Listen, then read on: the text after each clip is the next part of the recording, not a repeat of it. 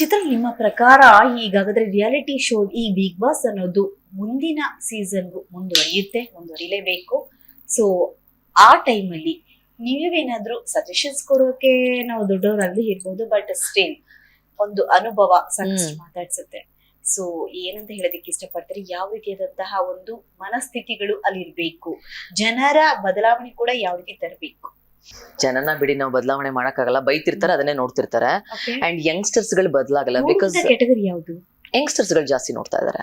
Youngsters ಗಳೇ ಜಾಸ್ತಿ ನೋಡ್ತಾ ಇರೋದು ಶೋನ. ರಿಯಲಿ ಎಜುಕೇಟೆಡ್ ಆಗಿ ನೋಡ್ತಾರೆ ಅಂತ ಅನ್ಸುತ್ತೆ ನಿಮ್ಗೆ? ಇಲ್ಲ, ಮೆಚುರಿಟಿ ಇರೋರು ಯಾರು ಅದನ್ನ ಅಷ್ಟೊಂದು ಡೀಪ್ ಆಗಿ ನೋಡಲ್ಲ.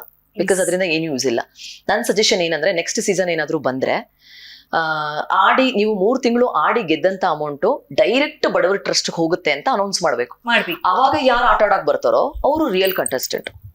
ಇನ್ನು ಅಲ್ಲಿ ಯಾರ್ಯಾರು ಏನೇನು ಇದು ಮಾಡ್ತಿದ್ದಾರೆ, ಕೆಲಸ ಮಾಡ್ತಾರೆ, ಒಂದು ಪ್ರಮುಖ ಕೆಲಸನ ಮಾಡ್ತಾರೆ, ಅವರ ಪೇಮೆಂಟ್ ಕೂಡ ಇವಾಗ for example Appu sir Nandini ad ಮಾಡ್ತಿದ್ರು ಗೊತ್ತಾ, ಅವ್ರ ಅದ್ರದ್ದು ಒಂಚೂರು ಪೇಮೆಂಟ್ ತಗೋತಿರ್ಲಿಲ್ಲ, ಡೈರೆಕ್ಟ್ ಬಡವರ ಟ್ರಸ್ಟ್ ಹೋಗ್ತಿತ್ತು.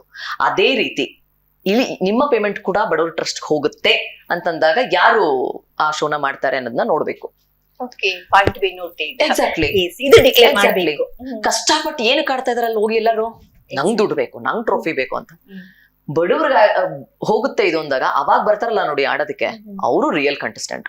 ಅಟ್ಲೀಸ್ಟ್ ಅವಾಗಾದ್ರೂ ಒಂದ್ ಸಮಾಧಾನ ಇರುತ್ತೆ ನಮ್ಗೆ, ಒಂದು ಶೋ ನೋಡ್ತಾ ಇದೀವಿ ನಾವು, ಅದರಿಂದ ಬಡವ್ರಿಗೆ ಹೆಲ್ಪ್ ಆಗ್ತಿದೆ ಅಂತ. ನಿಜವಾದಂತ ಕಲೆ ಇರೋರು, ನಿಜವಾದಂತ ಟ್ಯಾಲೆಂಟ್ ನ ಇಟ್ಕೊಂಡವರು ಈ ಶೋಗೆ ನಮಗೂ ತೆಗೆದಿದ್ರು ಡಿಸರ್ವ್ ಅಂತ ಅನ್ಸುತ್ತೆ. ಅಂತವ್ನ ಅವ್ರು ಯಾರು ಕೂಡ ಹೇಳ್ತಾರೆ, ನೀನೇನ್ ದೊಡ್ಡ ಸಾಧನೆ ಮಾಡಿದ್ಯಾ ಅಂತ ನೀನೇನ್ ತಗೋತಾರೆ. ಅಲ್ಲಿಗೆ ಸಾಧನೆ ಮಾಡೋರು ಮಾತ್ರ, ಯಾರು ಕೂಡ ಸಾಧನೆ ಮಾಡೋ ಸಾಧಕರು ಯಾರು ನೋಡಿ. OTT ಒಂದ್ ಸೀಸನ್ ಬರುತ್ತೆ, ಅಲ್ಲಿ ಒಂದಷ್ಟು ಟ್ರಾಲ್ ಆಗಿರೋರ್ನ ತಗೊಂಡಿರ್ತಾರೆ. ಟ್ರಾಲ್ ಆಗಿರೋರ್ನ ತಗೋಬಾರ್ದು ಅಂತಲ್ಲ ಇಲ್ಲಿ ನನ್ ಪಾಯಿಂಟ್. ಅವ್ರನ್ನ ತಗೊಂಡಿರ್ತಾರೆ. ಒಂದು ಬೈಕರ್ ಕೂಡ ಅಲ್ಲಿ ಒಂದು ಕಂಟೆಸ್ಟೆಂಟ್, ಐಶ್ವರ್ಯ ಪಿಸ್ಸೆ ಅಂತ. ಅವರು ಕರ್ನಾಟಕದ ಸ್ಟೇಟ್ ಲೆವೆಲ್ ಅಲ್ಲಿ ಬೈಕಿಂಗ್ ಮಾಡಿರ್ತಾರೆ. ಅದಕ್ಕಿಂತ ಮುಂಚೆನೆ ಅವ್ರಿಗೆ ಕಾಲ್ ಮುರಿದೋಗಿರುತ್ತೆ, ಇಂಜುರಿ ಆಗಿರುತ್ತೆ ಮಂಡಿಗೆ. ಅದನ್ನ ವಾಸಿ ಮಾಡ್ಕೊಂಡು ರಿಕವರ್ ಆಗಿ ಮತ್ತೆ ಕಾಂಪೀಟ್ ಮಾಡಿ ಕರ್ನಾಟಕಕ್ಕೆ ಗೋಲ್ಡ್ ಮೆಡಲ್ ತಂದಿರ್ತಾರೆ. ಅವ್ರನ್ನ 1 ವಾರದಲ್ಲಿ ಎಲಿಮಿನೇಟ್ ಮಾಡ್ತಾರೆ. ಈ ಟ್ರಾಲ್ ಆಗಿರೋರ್ನ ಹಾಕೊಂಡಿರ್ತಾರಲ್ಲ, ಅವ್ರನ್ನ ಫೈನಲ್ಸ್ ವರ್ಗೂ ಇರ್ಸ್ಕೊಂತಾರೆ. So what is a message you are giving? So ಅವಾಗ ಎಲ್ಲಪ್ಪ ಇಟ್ಕೊಂಡ್ರು ಸಾಧನೆ ಮಾಡಿರೋರ್ನ. ನಿಮ್ ಪ್ರಕಾರ ಸಾಧನೆ ಅಂದ್ರೆ ಏನಪ್ಪಾ? ಜೋರಾಗಿ ಕಿರ್ಚಾಡೋದು, ಕಾಂಟ್ರವರ್ಸಿ ಮಾಡ್ಕೊಳ್ಳೋದು. ಇಲ್ಲ ಹೋಗಿ ಯಾರಾದ್ರೂ ತುಂಬಾ ನೋಟೆಡ್ ಆಗಿದ್ರೆ ಆ ಚಾನಲ್ ಅಲ್ಲಿ ಅವ್ರನ್ನ ಹೋಗಿ ಮದ್ವೆ ಆಗ್ಬಿಡೋದು. ಯಾಕೆ ಹೇಳಿ, ಹೋದ್ ಸೀಸನ್ ನಮ್ ಗಂಡ ಬಂದಿರ್ತಾರೆ, ನಾನು ಈ ಸೀಸನ್ ಹೋಗ್ಬೋದು ಅಂತ. So it's easy. I am asking. ಇವಾಗ ಜನ ನಾನು ಕೇಳ್ತಿರೋದೇನಂದ್ರೆ, ಸಾಧನೆ ಅಂದ್ರೆ ಏನು ಅಂತ. ಸಾಧನೆ ರಾತ್ರಿ ಸ್ಟಾರ್ ಆಗೋದು, ನೆಗೆಟಿವ್ ಆಗಿ ಮಿಂಚೋದು. ಅದೇ, ಬಟ್ ನಾನು ಹೇಳ್ತಿರೋದು ಇವಾಗ ನನ್ಗೆ ಕಮೆಂಟ್ ಆಗ್ತಿರಲ್ಲ, ನೀವೇನ್ ಸಾಧನೆ, ನಿಜವಾಗ್ಲೂ ನಾನು ಸಾಧನೆ ಮಾಡಿಲ್ಲಪ್ಪ, ಯಾರಿಗೂ ಮೋಸ ಮಾಡ್ಕೊಂಡು ಬದುಕ್ತಿಲ್ಲ.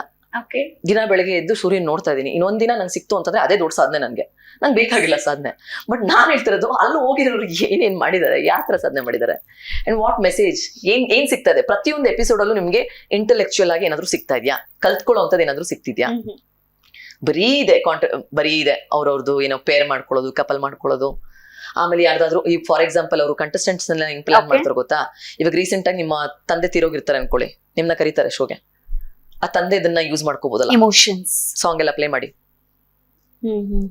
I am not saying it is wrong, but ತೀರಾ ಅಮಾನವೀಯತೆನ ತೋರ್ಸೋದಿದೆಯಲ್ಲ, ಅದು ತಪ್ಪು.